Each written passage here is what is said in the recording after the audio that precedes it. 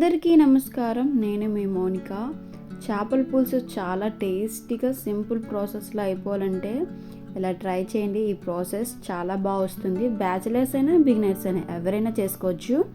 మనం ఇందులో బెండకాయలు కూడా యాడ్ చేస్తున్నాం. టేస్ట్ అయితే చాలా సూపర్గా ఉంటుంది. ఎప్పుడు చేసుకునే దానికన్నా డిఫరెంట్గా ఉంటుంది. ఇప్పుడు మనం చేపలు తీసుకోవాలండి. మేము తీసుకున్న చేపల పేరు చెందువ. ఫస్ట్ మనం చేపలు క్లీన్ చేసుకున్న దాన్ని బట్టే చేపల పులుసు డిపెండ్ అయ్యి ఉంటుందండి. నీచు స్మెల్ రాకుండా ఉండాలంటే ఫస్ట్ మనం నీట్గా కడుక్కోవాలి చేపల్ని. చేపల్లో కొంచెం సాల్ట్ వేసేసుకొని లెమన్ పిండుకొని కొంచెంసేపు నాననివ్వాలి. తర్వాత సాల్ట్ మొత్తాన్ని ఇలా చేపలకి మసాజ్ చేస్తూ కడగాలండి. అప్పుడే నీచు స్మెల్ పోయి చేపలు బాగా కుక్ అవుతాయండి.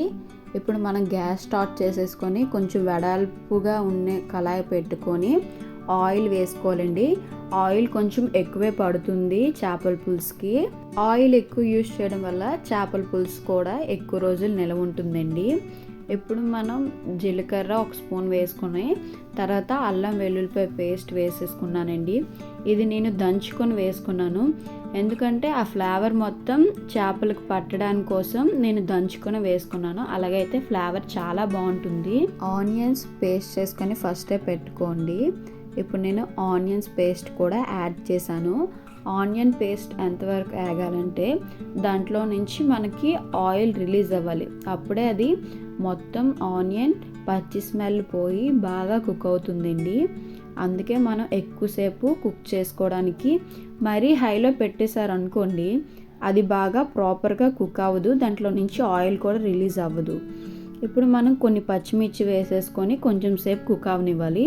సిమ్లోనే పెట్టుకొని చేసుకోండి. అప్పుడే బాగా కుక్ అవుతుంది. కింద మాడుకున్నా బాగా కుక్ అవుతుంది. ఇప్పుడు మనం టమాటా ప్యూరీ కూడా వేసుకున్నానండి. ఇది కూడా బాగా కుక్ అవ్వాలి. మనం చిన్న మంట మీదే వేగనివ్వాలండి. ఈ ముద్ద బాగా వేగితే మనకి చేపల పులుసు అయితే హైలైట్ అయిపోతుంది.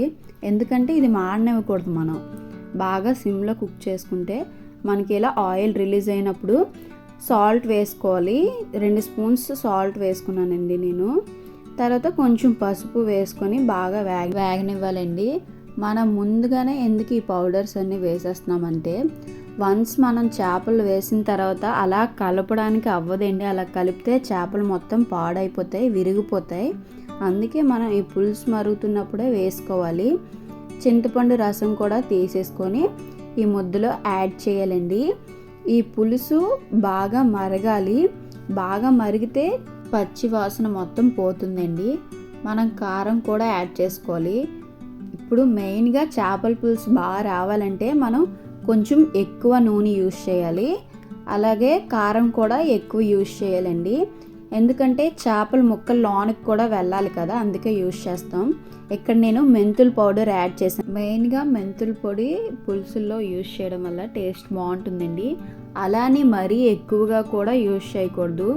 చాలా తక్కువ వేసుకోవాలి. కొంచెం వేసుకుంటే సరిపోతుంది. పులుసు మొత్తం మరిగిన తర్వాత చేపలను వేసుకోవాలండి. ఒకదాని మీద ఒకటి వేసేయకుండా ఒకదానికి గ్యాప్ వచ్చేలాగా ఇలాగా మొత్తం స్ప్రెడ్ అయ్యేలాగా వేసుకోవాలి.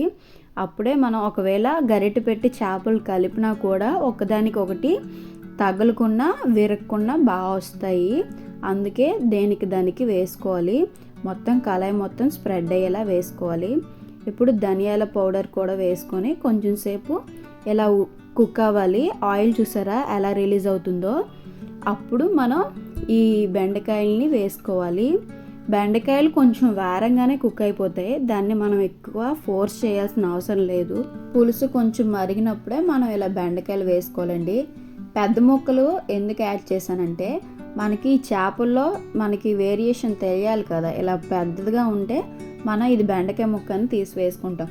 అదే చిన్న చిన్న ముక్కల్లో చేసుకున్నాం అనుకోండి మనకి మొత్తం పేస్ట్లా అయిపోతుంది. దానికి సపరేట్గా రాదు చేపకి చేపలు ఎలాగ. అందుకే పొడవుగా తీసుకొని వేసుకోవాలి. ఇలా బాగా సిమ్లోనే కుక్ అవనివ్వాలండి. కొంచెం సేపు కుక్ అయితే సరిపోతుంది. ఇప్పుడు కొంచెం కరివేపాకు అండ్ కొత్తిమీర యాడ్ చేసేసుకొని ఒక 2 మినిట్స్ సిమ్లో పెట్టుకొని వేగనిస్తే సరిపోతుంది.